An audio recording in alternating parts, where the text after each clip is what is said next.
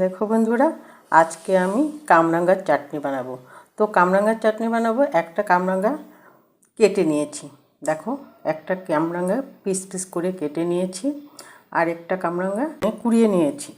তো এখন আমি দুটো মিলে চাটনি বানাবো। তো চাটনি বানাবো, তো তোমাদেরকে দেখাবো কীরকম চাটনিটা বানাচ্ছি। দেখো, এইদিকে পেন বসিয়ে দিয়েছি। এনে অল্প সামান্য তেল দেবো, বেশি দিব না, একটুক দেব।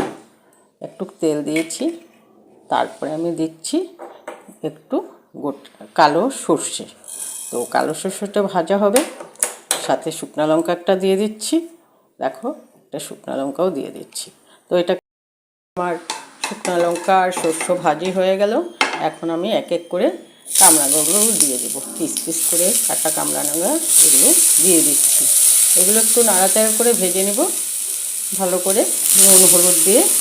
তারপরে আমি এই যে পেস্টটা করেছি ওটা ঢেলে দেবো পরে। আর গুড় আর চিনি দিয়ে আমি বানাবো, গুড় চিনি দিয়ে এটা বানাবো আমি।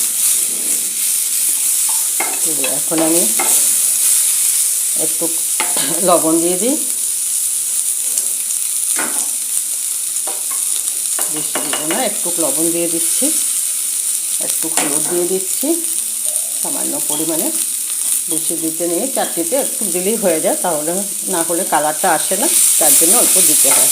তো দেখো, এদিকে একটু ভাজি ভাজি হয়ে যাবে, তারপরে আমি পেস্টটা দিয়ে দেবো। আর গুড় চিনি দিয়েই বানাবো চাটনিটা, দেখাবো পরে তোমাদেরকে। দেখো, সুন্দর ভাজি হয়ে গেছে। এখন আমি পেস্টটা দিয়ে দিচ্ছি।